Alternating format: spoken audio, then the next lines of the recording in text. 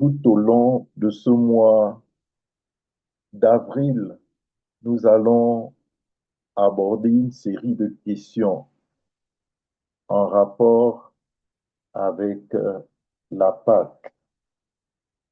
Je prie pour que tous, autant que nous sommes, nous puissions prendre part à ces différents enseignements. Je crois que Dieu va nous faire du bien. Je crois que Dieu va nous visiter. Je crois aussi qu'il accomplira au milieu de nous des grands signes et des grands prodiges en rapport avec ce thème que nous sommes en train d'étudier. N'hésitez pas à partager le lien. N'hésitez pas aussi à partager euh, le message, étant donné qu'il est enregistré, pour permettre à plusieurs de pouvoir se connecter, de pouvoir écouter ou même réécouter le message. Si vous avez vos Bibles, je souhaiterais que vous puissiez les ouvrir dans le livre d'Exode. Exode au chapitre 3. Le thème du mois est le suivant: la puissance de la Pâque. Nous ne pouvons pas parler de la Pâque sans penser à l'Égypte. Nous ne pouvons pas parler de la Pâque sans penser à la souffrance que les enfants d'Israël connaissaient en Égypte. Nous ne pouvons pas parler de la Pâque sans penser aux grands signes et aux grands prodiges que Dieu a accomplis en Égypte en rapport avec les enfants d'Israël. Nous ne pouvons pas parler de la Pâque sans penser au calvaire que les enfants d'Israël connaissaient en Égypte. Nous ne pouvons pas parler de la Pâque sans évoquer les questions liées à leur présence en terre égyptienne. Et tout au long de ces différents enseignements que nous recevrons, nous allons aborder ces différents points. Nous allons les développer. Nous ne pouvons pas parler de la Pâque sans penser à l'agneau de l'Égypte. Nous ne pouvons pas parler de la Pâque sans penser à l'agneau du calvaire. Nous ne pouvons pas penser à la Pâque sans se référer aux instructions extraordinaires et glorieuses que Dieu a données aux enfants d'Israël. Nous ne pouvons pas penser ou parler de la Pâque sans penser à la promesse que Dieu a faite en disant: vous entrerez dans un pays où coule le lait et le miel. La Pâque est une fête extraordinaire. Elle constitue l'une des plus grandes fêtes du chrétien. La Pâque est une fête pour le chrétien. La Pâque introduit le chrétien dans une saison d'allégresse, mais plonge le Pharaon et l'Égypte dans une saison de détresse. La Pâque est une fête au sein de laquelle Dieu règle ses comptes à l'Égypte. La Pâque est une fête pour les chrétiens, mais elle est un cauchemar, une fête pour les Égyptiens. La Pâque n'est pas une fête païenne. La Pâque est une fête chrétienne. Comprenez que je suis en train d'introduire le thème. Et donc, je vais aborder un certain nombre d'aspects dans le cadre de l'étude que nous sommes en train de faire en rapport avec ce thème. La Pâque constitue une véritable saison de délivrance. C'est un temps, c'est un moment qui nous introduit dans la délivrance.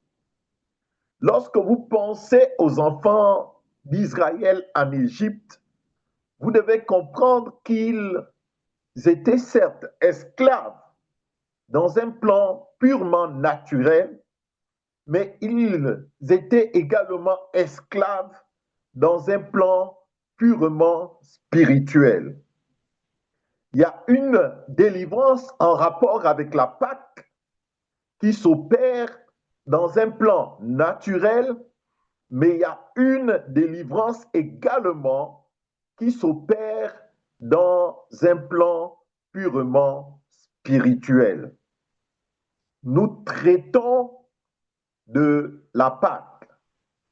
Je disais tantôt que c'est une grande fête. Et cette fête mérite d'être célébrée. C'est pourquoi, comme les enfants d'Israël, nous devons considérer les propos du Seigneur au sujet de la Pâque, les paroles du Seigneur au sujet de la Pâque. Il dit de façon claire que c'est une fête qui doit être célébrée à perpétuité. On peut être amené à se poser la question de savoir comment est-ce que les enfants d'Israël font pour se retrouver en Égypte. Si nous remontons jusqu'à Abraham, vous verrez qu'Abraham a eu des fils, notamment Ismaël et Isaac. Ismaël, c'est le fils qui est né sur la base des propositions de Sarah à Abraham.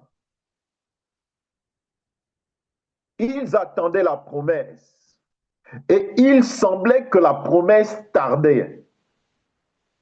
Et donc, Sarah va dire à Abraham, écoute, prends ma servante, Agar, et va avec elle. Et c'est de là que va naître Ismaël. Et ensuite, plus tard, la promesse finira par s'accomplir. Et Sarah, qui n'était plus en âge de mettre au monde, Abraham aussi, qui était très avancé en âge, vont enfanter. Et avec l'aide de Dieu, conformément à la promesse, Isaac va naître. Je veux attirer ton attention et mon attention à ce sujet pour te dire que quelle que soit la promesse que Dieu t'a faite, À partir du moment où c'est Dieu qui est l'auteur de la promesse va s'accomplir. Ça pourra prendre du temps.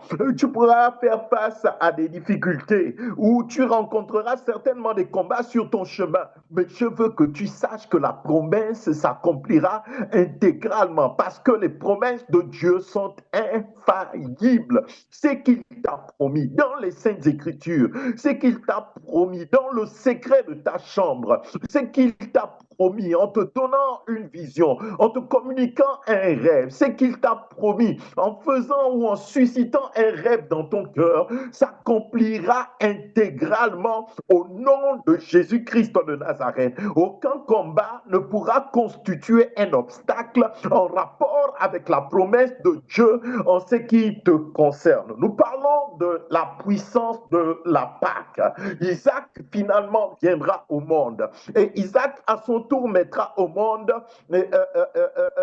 Ésaü et il mettra au monde également Jacob. Et ce qui va se passer en rapport avec Jacob, c'est que Dieu va visiter Jacob de façon extraordinaire. Malgré les manquements qu'il avait, Dieu va étendre sa main sur Jacob conformément à la promesse qu'il avait faite en disant le plus petit sera assujetti, le plus grand sera assujetti au plus petit. Et ce qui va se passer finalement, c'est que Jacob également va mettre au monde. Et Jacob, en mettant au monde, il va avoir plusieurs enfants, plusieurs fils. Et ce qui va se passer en rapport avec les enfants qu'il va avoir, c'est qu'au milieu d'un de ses enfants, il y aura Joseph. Et Joseph était singulier. Joseph était particulier. Joseph est celui sur lequel Dieu avait de façon extraordinaire posé sa main. Joseph, c'était un homme qui avait souvent des visions, qui avait souvent des rêves. Joseph était particulier. Et Dieu présentait, montrait à Joseph sa destinée au travers des différents rêves qu'il avait. Et ce qui va se passer, c'est qu'au sein de la famille, au lieu de se réjouir, au lieu de soutenir, et c'est parfois le cas aussi dans certaines de nos familles, ce qui se passe, c'est que lorsque un essaye d'émerger, les autres vont tout faire pour l'étouffer, les autres vont tout faire pour le combattre. Il y avait des problèmes dans la famille de Jacob et il y avait des problèmes avec les enfants, entre les enfants de Jacob. Il y avait des soucis entre eux. Les enfants de Jacob avaient des soucis entre eux. Et ce qui va se passer, c'est que Jacob, qui pour lui était en confiance au milieu de ses frères, va raconter ses rêves, va raconter ses visions. Un enseignement pour toi et moi aujourd'hui. Ne raconte pas à n'importe qui tes rêves, ne raconte pas à n'importe qui tes visions. Nous parlons de la puissance de la Pâque. Et il est important que nous puissions comprendre la Pâque. Dieu me permet, au moyen de sa grâce, d'aborder ce thème comme nous ne l'avons jamais abordé au sein de l'Assemblée chrétienne Tabor. Oh, que Dieu ouvre notre entendement, que Dieu nous aide à saisir, que Dieu nous aide à comprendre ce qui va se passer. C'est que par jalousie, les frères de Joseph vont vouloir le tuer. Et puis appelé Judas va dire non, ne le tuons pas, vendons-le. Vous vous souvenez de Judas? Le même Judas apparaît également un peu plus tard, pas le même, un autre Judas plutôt, apparaît un peu plus tard également dans le cadre de ce qui se faisait en rapport avec notre Maître, en rapport avec notre Seigneur, le Seigneur Jésus-Christ.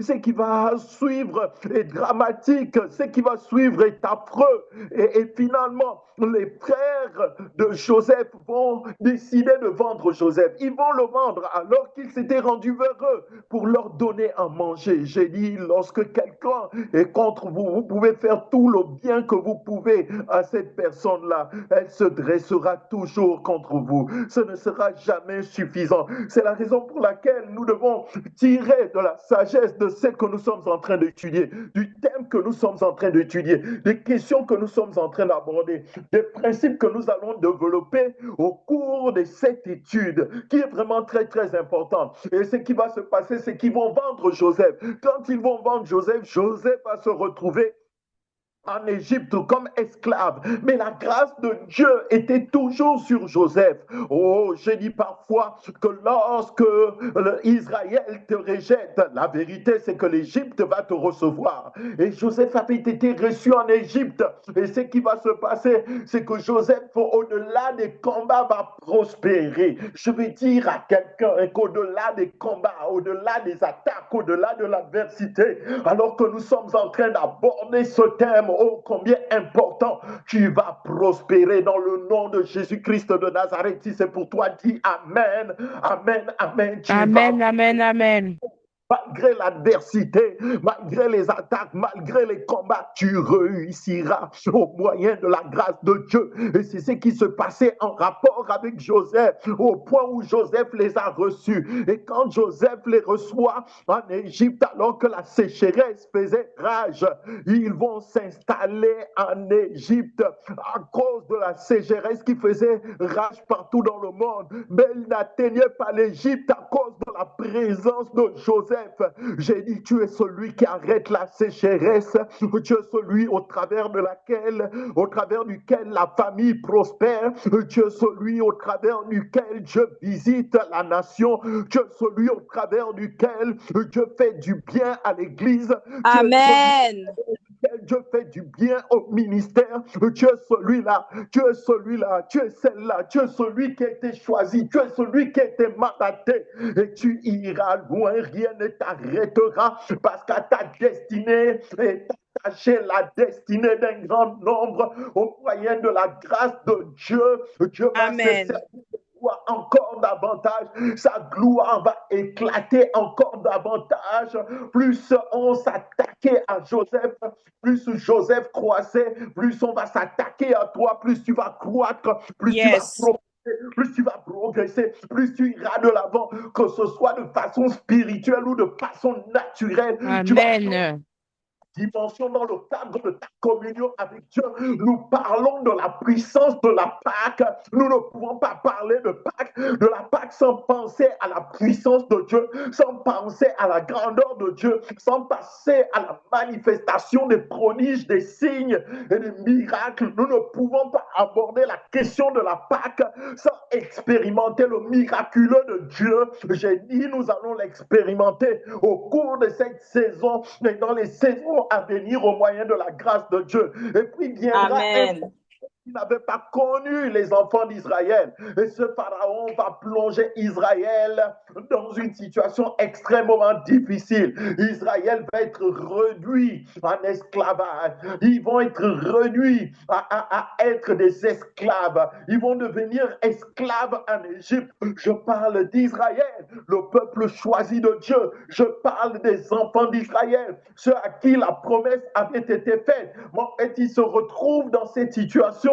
tout simplement parce que les actes qu'ils ont posés autrefois les rattrapent. C'est la raison pour laquelle nous devons faire attention en rapport avec les actes que nous posons, en rapport avec l'attitude que nous adoptons, en rapport avec le comportement que nous adoptons. Ils pensaient que c'était fini, mais finalement, ils deviennent des esclaves. C'est comme si le piège s'était refermé sur eux. Oh, un peuple béni de Dieu, un peuple extraordinaire, un peuple merveilleux. Tout commence par la trahison, tout commence par la vente, tout commence par le rejet, tout commence par la jalousie, tout commence par le mépris. Et souvent les problèmes qu'il y a dans certaines familles commencent souvent par un mauvais regard, commencent souvent par un mauvais comportement, commencent souvent par une mauvaise attitude, commencent souvent par une mauvaise parole. Et parfois ça va prendre du volume,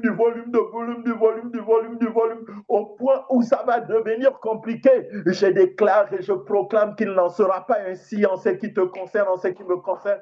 Dans le nom de Jésus-Christ de Nazareth, la délivrance, la faveur, la grâce et la bénédiction constituent notre partage. Un pharaon viendra et ce pharaon va plonger Israël dans une situation d'esclave. Ça va être horrible, horrible, horrible, horrible, horrible, horrible. Pendant pratiquement 430 ans, Israël va être esclave en Égypte, esclave en Égypte. Vous imaginez les générations qui vont suivre les générations qui viendront pendant 430 ans. Combien d'enfants sont nés? Combien de personnes sont venues au monde? Israël était devenu une grande nation en Égypte, mais ils étaient esclaves pendant sensiblement plus de 4 siècles, 430 ans. Et ils étaient opprimés, ils souffraient et ils criaient. Israël était soumis à des choses qui n'avaient absolument rien à voir avec Dieu. Israël évoluait dans une atmosphère qui était minée. Israël faisait face à des autels maléfiques. Israël faisait face à la pression, à l'oppression de l'Égypte. Israël travaillait sous le fouet. Israël passait du temps à construire les pyramides égyptiennes. Et ce qui se passait, c'est qu'ils n'avaient pas, pratiquement pas de salaire. On leur donnait juste assez pour tenir et revenir. Ils étaient très éprouvés. Et lorsqu'ils se plaignaient, on augmentait la charge de leur travail. Lorsque les femmes devaient mettre au monde, à un moment, il y avait des lois qui surgissaient, comme celle qui consistait à tuer tous les mâles qui naissaient en Israël de la part des femmes hébreues. Je veux que tu comprennes ce qui se passe en rapport avec la Pâque. Je veux que tu comprennes la victoire qu'il y a dans la Pâque. Je veux que tu comprennes la puissance qu'il y a dans la Pâque. Je veux que tu comprennes la manifestation de la grâce de Dieu au sein de la Pâque. Israël souffrait, Israël criait, Israël était dans une situation extrêmement difficile. Lorsque les enfants mal naissaient, on les prenait et on mettait un terme à leur existence, on les tuait. Quelle situation dramatique, quelle situation affreuse que connaissait Israël à cette époque-là. Ils étaient esclaves, ils étaient esclaves, ils étaient esclaves, ils étaient esclaves. Moïse va naître et Moïse va échapper à la mort à cause de la sagesse qu'avait sa maman. Oh, que Dieu bénisse les mamans dans le nom de Jésus-Christ de Nazareth. La sagesse doit nous amener à vaincre ce qui n'est pas de Dieu pour nous permettre d'entrer dans ce qui est de Dieu. La sagesse doit nous amener à refuser un certain nombre de choses qui ne cadrent pas en rapport avec nos vies, en rapport avec notre destinée. La sagesse doit nous amener à combattre tout ce qui combat notre bien-être. La sagesse doit nous aider et doit nous amener à outrepasser un certain nombre de principes que le monde essaye de nous imposer. Parfois, le monde va nous imposer un certain nombre de choses, mais la sagesse doit nous amener à vaincre cela. La sagesse doit nous amener à rejeter cela. La sagesse doit nous amener à ne pas tenir compte de cela. La sagesse doit nous amener à ne pas subir cela. La sagesse doit nous amener à ne pas accepter cela. La sagesse doit nous amener à refouler cela, à refuser cela. La sagesse doit nous amener à combattre même cela. Et elle a décidé de combattre. La maman de Moïse va dire non, mon enfant ne mourra pas. Non, non, non, non, non, non, non, non. Elle l'a caché, elle l'a gardé pendant que les autres étaient assassinés, pendant que les autres étaient en train d'être mis à mort. Et ce qui va se passer, c'est que finalement, Moïse va tenir et va vivre à cause de la promesse que Dieu avait faite, celle qui consistait à délivrer un jour les enfants d'Israël. Ils criaient à Dieu, ils sollicitaient la grâce de Dieu, ils priaient.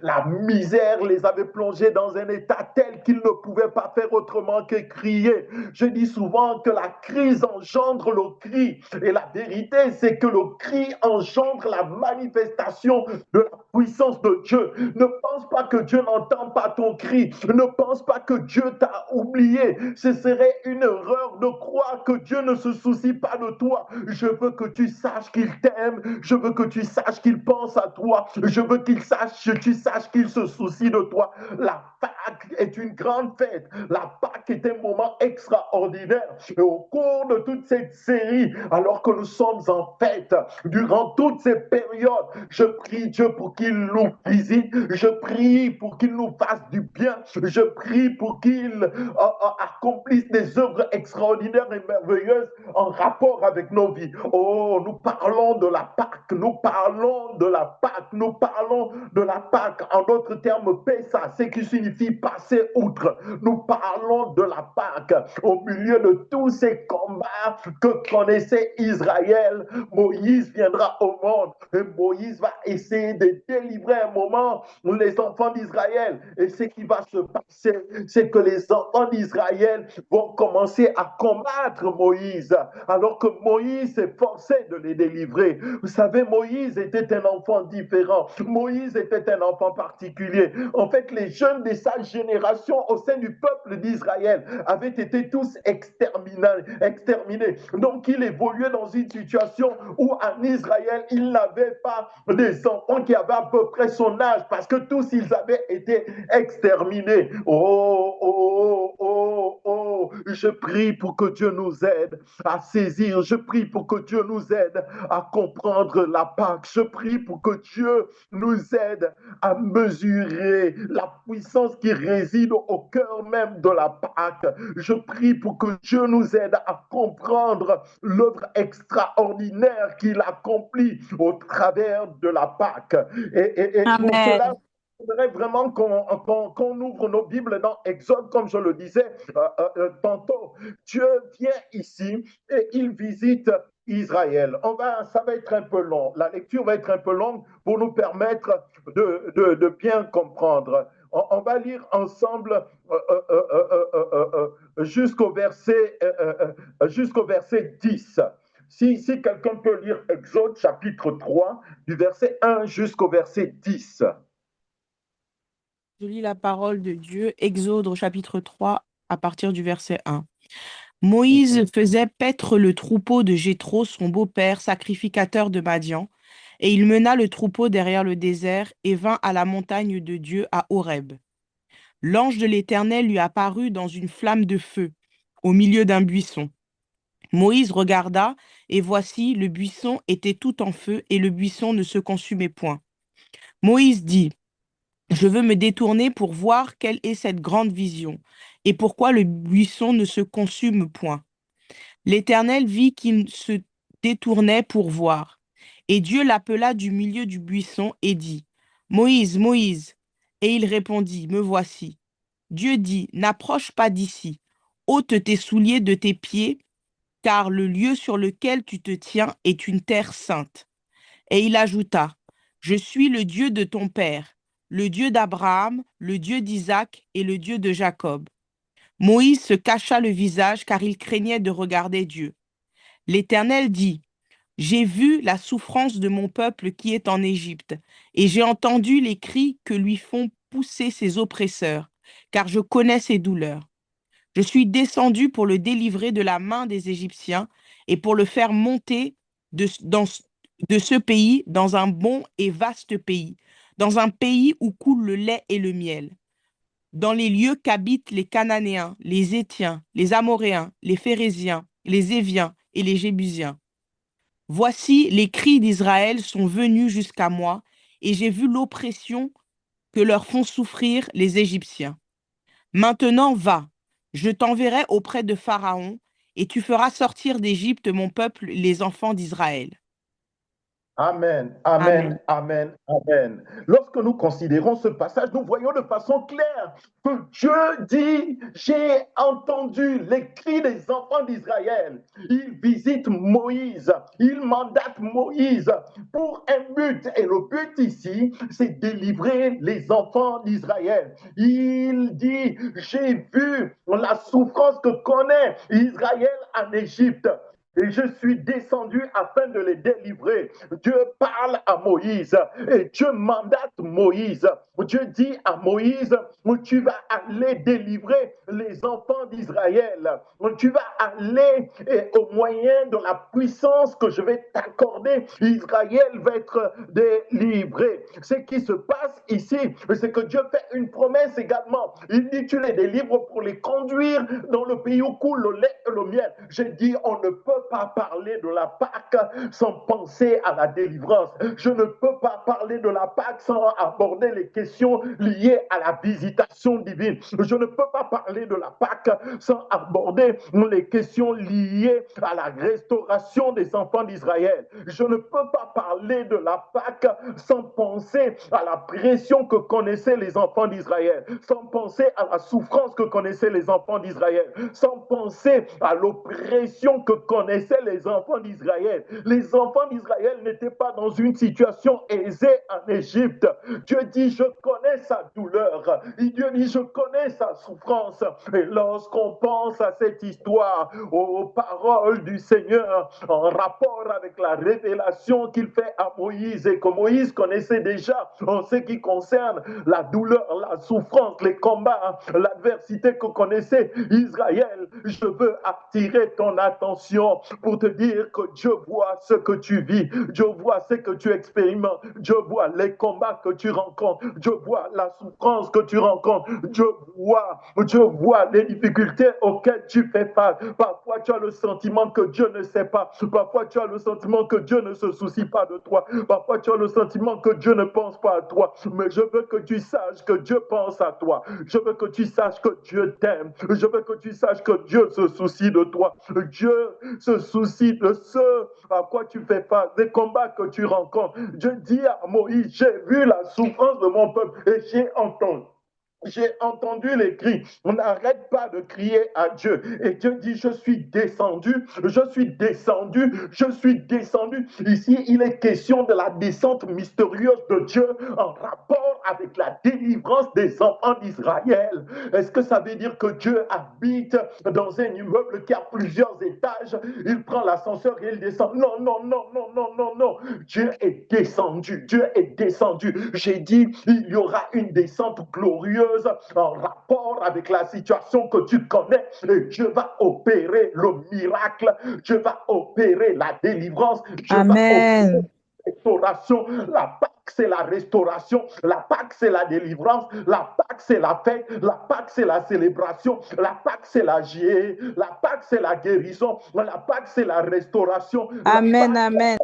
La Pâque, c'est la fin de la servitude. La Pâque, c'est la fin de l'esclavage. La Pâque, c'est la fin de la maladie. La Pâque, c'est la fin des envoûtements. La Pâque, c'est la fin des attaques mystiques et démoniaques. La Pâque met un terme à cela. Je suis descendu pour le délivrer. Je suis descendu pour le délivrer. Je suis descendu pour le délivrer. Et Dieu parle à Moïse. Il dit, les cris sont montés jusqu'à moi. Maintenant, je t'envoie, Moïse. Va délivrer. J'ai dit, tu as un mandat. J'ai dit, tu as un mandat. J'ai dit, tu as un mandat. J'ai dit, tu as un mandat. Un peu comme lorsqu'on abordait les questions liées à Gédéon en rapport avec les autels. Et d'ailleurs, nous reviendrons là-dessus. Peut-être le mois prochain, à nouveau. Phase 2 de la puissance des autels. Ce que je veux que nous sachions, ce que je veux que tu retiennes ici, ce que je veux que tu puisses saisir également, ce que Dieu dit à Moïse, va, je t'envoie. Dieu dit à Moïse, va, je t'envoie. Et quand on lit la suite, on voit que Dieu équipe Moïse.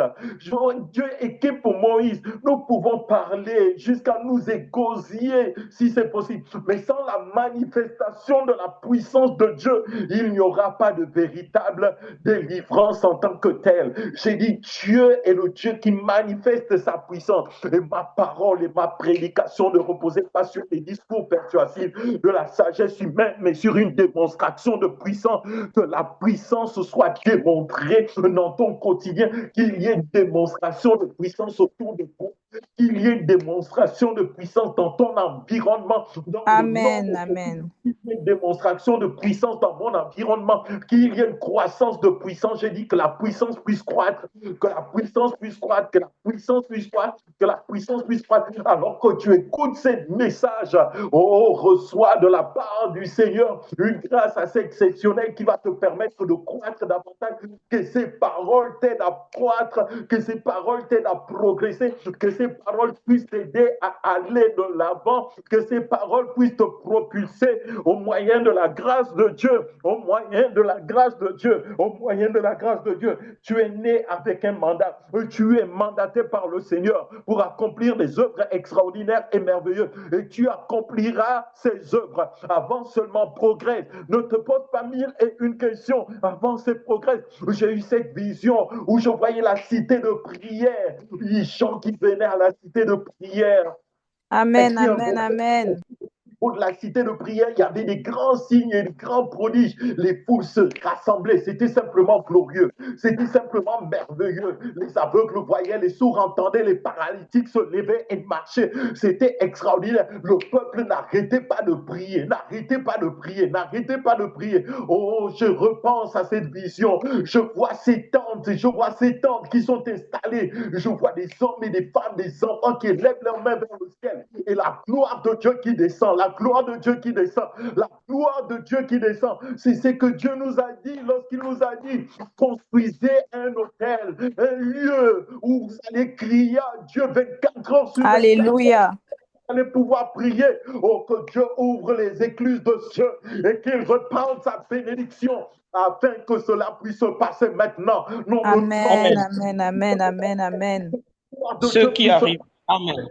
Puissance de Dieu puisse se manifester, ça va se faire. Et il y aura une véritable accélération, une véritable accélération, une véritable Amen. Amen. Amen.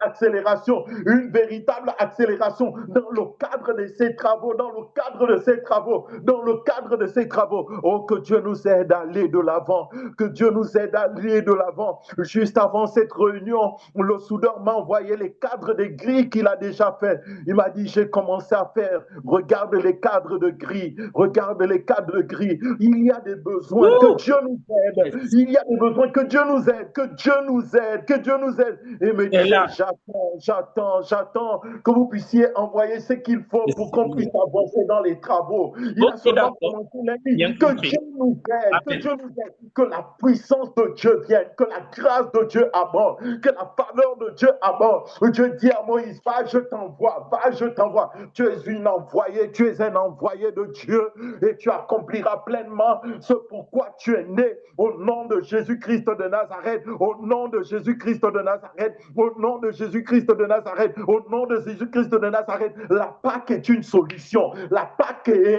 constitue une réponse.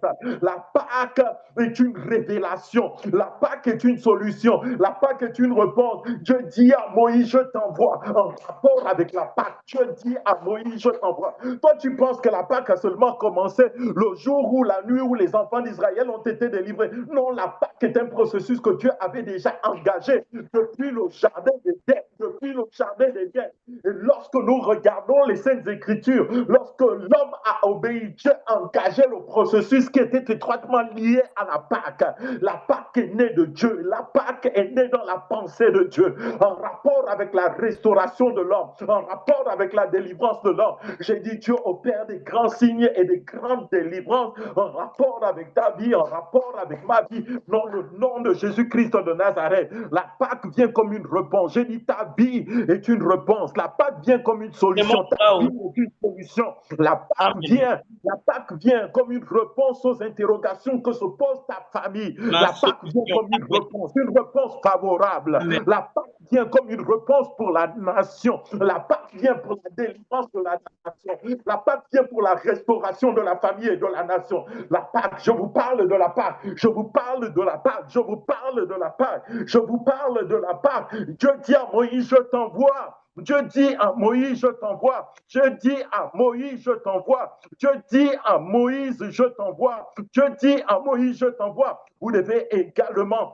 savoir que Dieu est celui qui vient et qui opère la délivrance naturelle et la délivrance spirituelle. Je veux que vous sachiez également que lorsque Dieu va commencer à intervenir en rapport avec l'Égypte, il va envoyer des plaies, il va envoyer plusieurs plaies. Et je veux que vous sachiez que chaque plaie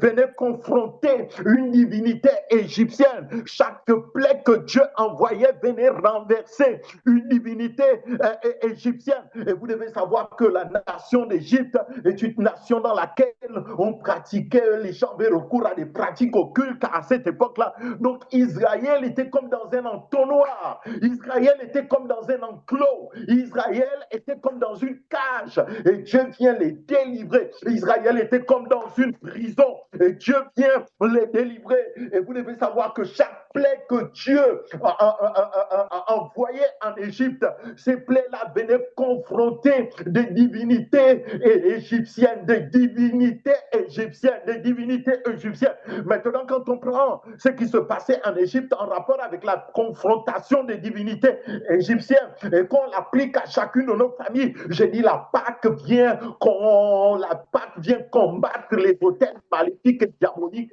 La Pâque vient combattre les divinités. La Pâque vient combattre le djembé. La Pâque vient combattre le Kwiti. La Pâque vient combattre le Jobi. La Pâque vient combattre les divinités diaboliques et démoniaques. La Pâque vient combattre les puissances des ténèbres. La Pâque vient faire cela. La Pâque vient se faire cela. Et les plaies que Dieu envoyait, ces plaies-là venaient combattre les dieux égyptiens. Il y a des divinités parfois qui s'attaquent à nos vies, à nos familles et qui maintiennent les uns et les autres dans des situations d'esclaves, dans des positions d'esclaves ou encore dans des cages. Ce qui se passe, c'est que Dieu vient et Dieu descend. La descente mystérieuse de Dieu vient combattre ces entités démoniaques, vient combattre la sorcellerie, vient combattre l'occultisme, vient combattre les pratiques occultes, vient combattre la malédiction, vient combattre l'envoûtement. Israël était envoûté. Israël était envoûté. Regardez leur attitude vis-à-vis de Moïse. Moïse vient pour les délivrer.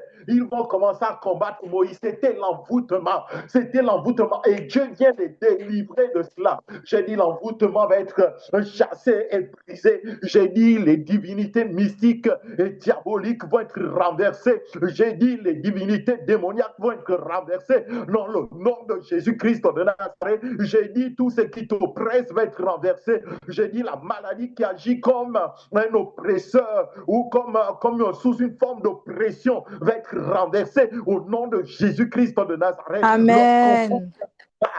Lorsqu'on pense à la Pâque, lorsqu'on pense à la Pâque, lorsqu'on pense à la Pâque, lorsqu'on pense à la Pâque, on ne peut pas penser à la Pâque sans penser à la délivrance. On ne peut pas penser à la Pâque sans penser à la restauration. On ne peut pas penser à la Pâque sans penser aux miracles, aux signes, aux prodiges. On ne peut pas penser à la Pâque sans penser à la chute des divinités égyptiennes, des divinités diaboliques. J'ai dit chaque plaie correspondait à un échec, à la chute d'une divinité égyptienne, les dieux égyptiens. Et nous allons développer cela au cours des différentes études que nous aurons en prenant les plaies et en les présentant en face des divinités qui étaient confrontées. Le Nil, par exemple, était un dieu pour les Égyptiens. Dieu va confondre le Nil en faisant en sorte que l'eau du Nil soit changée en sang. Les enfants qui étaient tués, qui étaient envoyés dans le Nil, c'était comme des rites, des pratiques occultes également qui se faisaient. J'ai dit, Dieu va agir, Dieu va opérer la délivrance, Dieu va opérer la restauration, Dieu va visiter son peuple. La Pâque est une réelle fête, une fête de célébration, une fête liée à la délivrance, une fête liée à la restauration, une fête liée à la grâce, une fête liée à la manifestation de la puissance de Dieu, à la manifestation de la puissance de Dieu, nous allons aborder ces questions. Nous allons aborder ces questions. Oh, c'est déjà l'heure. Mais avant de poursuivre, j'aimerais que nous puissions lire, et nous reviendrons là-dessus la prochaine fois, Exode chapitre 12, à partir du verset 12, si quelqu'un peut le lire pour nous, s'il vous plaît.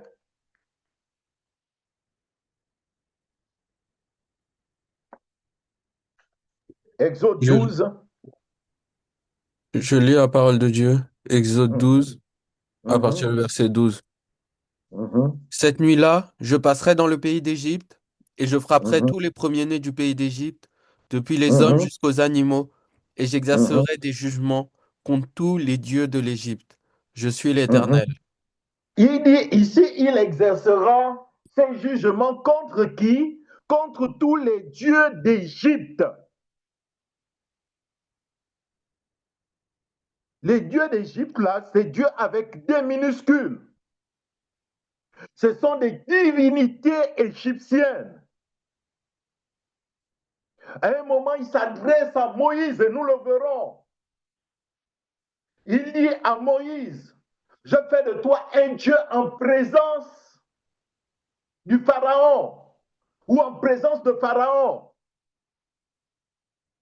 Il exerce ses jugements contre les divinités égyptiennes. Les combats souvent auxquels nous faisons face ne sont pas toujours des combats d'ordre naturel. Ça peut l'être, je ne l'exclus pas. Mais souvent, ce sont des combats qui sont des combats d'ordre mystique, comme nous l'avons étudié en rapport avec les autels. Il y avait plusieurs autels en Égypte. Il y avait plusieurs divinités en Égypte. Et Dieu, de façon claire, dit il va exercer ses jugements contre les dieux d'Égypte, contre leurs dieux. Que Dieu nous aide, que Dieu nous aide, que Dieu nous aide, que Dieu nous aide, que Dieu nous aide. On va terminer Amen. pour ce soir. On reviendra là-dessus en lisant Colossiens chapitre 2, si quelqu'un peut le lire, pour nous du verset 13 jusqu'au verset 15.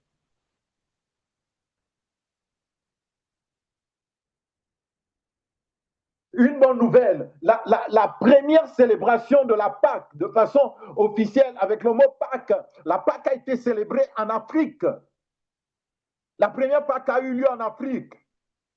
Oh Afrique, tu es béni de Dieu, tu es béni de Dieu, tu es béni de Amen. Dieu, tu es béni Amen. Oh. de Dieu. L'institution de la Pâque a vu le jour en Afrique. C'est en Afrique que Dieu a institué la Pâque. C'est vraiment extraordinaire. Et parfois, l'ennemi essaie de nous faire croire que nous ne sommes rien, nous ne pouvons rien. Qui t'a dit ça? Le diable est un menteur. Tu es capable, tu iras de l'avant et tu feras Amen. Amen. Christ de Nazareth. Tu rayonneras au nom de Jésus-Christ de Nazareth. Colossiens 2, verset 13 à Colossiens 15. On va terminer. 2 au verset 13.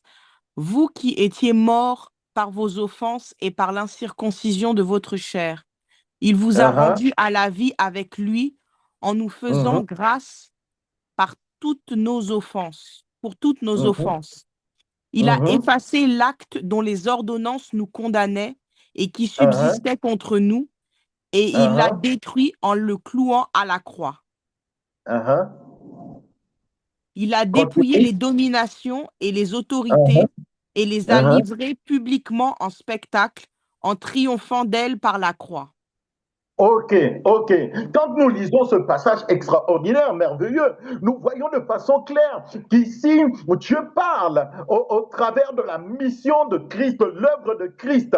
Et ce qui est merveilleux en rapport avec ce passage que nous venons de lire, la Bible dit que nous qui étions esclaves, nous qui étions perdus, nous qui ne connaissions pas Dieu, lorsqu'on prend ce passage, on l'applique à ce qui se passait en Égypte en rapport avec la Pâque, ce que nous voyons ici, c'est qu'il a effacé l'acte qui nous condamnait et l'acte qui maintenait les enfants d'Israël en esclaves en Égypte a été effacé. Laisse aller mon peuple, laisse aller mon peuple, laisse aller mon peuple, laisse aller mon peuple. À quel moment ça prend effet? Au moment où Dieu lui-même institue la Pâque, au moment où Dieu lui-même institue la Pâque. Et dans le passage que nous venons de lire, lorsque tu penses à la Pâque, il faut penser à l'agneau de Dieu. Lorsque tu penses à la Pâque, il faut penser aux instructions que Dieu a données aux enfants d'Israël lorsqu'ils étaient en Égypte. Lorsque tu penses à la Pâque, il faut penser également à l'agneau de Dieu. Il a effacé l'acte dont les ordonnances nous condamnaient et qui subsistait contre nous. Et il l'a détruit en le clouant sur la croix. Qu'est-ce qu'il a fait? Il l'a détruit en le clouant. J'ai dit tout acte qui a été rédigé, même par un médecin contre toi. J'ai dit cet acte est effacé et la guérison point dans ta vie va poindre dans ta vie au nom de Jésus-Christ Au de nom de Nazareth. Jésus, Amen. Est brisée et tu es béni de l'Éternel au nom de Jésus-Christ de Nazareth. J'ai dit l'acte lié aux envoûtements, la sorcellerie est brisé et tu es béni de l'Éternel. Au verset 15, il a dépouillé les dominations, ceux qui dominaient les enfants d'Israël en Égypte, le pharaon et les Égyptiens. J'ai dit ils ont été dépouillés. Nous allons le voir en détail. Nous sommes juste dans la partie introductive du message. Nous ne faisons qu'introduire. Il a dépouillé. Israël était dominé en Égypte. Il a dépouillé les dominations et les autorités et il les a livrés publiquement en spectacle. Lorsque le pharaon parlait, ce qui se passait, c'est que les Israélites s'exécutaient, étaient soumis. Il a dépouillé les dominations et les autorités et les a livrés publiquement en spectacle. J'ai dit, il y aura un retournement de situation. Le fouet va changer de corps, le fouet va changer de camp. J'ai dit, le fouet ne se posera plus sur ton corps, mais se posera sur le corps de ceux qui ont décidé de te fouetter. Il y aura comme un retournement de situation. Amen. Au nom de Jésus-Christ de Nazareth. Il les a livrés publiquement en spectacle, en triomphant d'elle par la foi. J'ai dit, nous parlons de la Pâque, nous parlons de la Pâque, nous parlons de la Pâque, nous parlons de la délivrance, nous parlons de la restauration. Nous ne pouvons pas parler de la Pâque sans penser à l'Égypte. Nous ne pouvons pas parler de la Pâque sans penser à Golgotha. Nous ne pouvons même pas parler de la Pâque sans penser au jardin d'Éden. Nous ne pouvons pas parler de la Pâque sans penser à Abraham. Nous ne pouvons pas parler de la Pâque. Je dis, nous ne pouvons pas parler de la Pâque. Nous ne pouvons pas parler de la Pâque sans penser à l'agneau. La Bible dit d'ailleurs à ce sujet que Jésus-Christ est notre Pâque. Jésus-Christ est notre Pâque. Christ est notre Pâque. Christ est notre Pâque. Christ est notre Pâque. La Pâque est un moment heureux pour nous, mais c'est un mauvais souvenir. C'est une séquence affreuse pour l'ennemi. J'ai dit les ennemis, ceux qui te combattent, les sorciers, tout le reste. J'ai dit ils vont avoir chaud. Je déclare maintenant même des temps de représailles dans le camp de sorciers qui essayent de te maintenir captivité au nom de Jésus-Christ de Nazareth. J'ai dit, Dieu vient et opère la délivrance. Dieu vient et te visite. Dieu vient et t'accorde la joie. Dieu vient et t'accorde l'allégresse. Dieu vient et brise la détresse au nom de Jésus-Christ de Nazareth. Seigneur, merci parce qu'il en est ainsi. Amen, merci. L'œuvre de la délivrance. Merci pour l'œuvre de la restauration. Merci pour le miracle divin. Merci pour la guérison. Merci parce que tout ce qui nous maintenait dans une quelconque forme de captivité est brisé. Il est dit à ce sujet, il a effacé l'acte dont les ordonnances nous condamnaient et qui subsistait contre nous. Et il l'a détruit en le clouant à la croix. Il a dépouillé les dominations et les autorités, et il les a livrées publiquement en spectacle, en triomphant d'elles par la croix. Merci Seigneur. Nous qui n'étions pas un peuple, nous sommes devenus ton peuple. Nous qui étions morts par nos offenses, tu nous as accordé la résurrection. Nous qui étions incirconcis, tu nous as visités et tu nous as délivrés. Tu nous as rendu la vie. Seigneur, tu nous as restaurés. Merci, Père, pour la grâce que tu nous accordes, ô Dieu, en cette saison pascale. Sois béni, Père, pour la puissance de la Pâque. C'est dans le nom de Jésus que nous t'avons prié ainsi. Amen.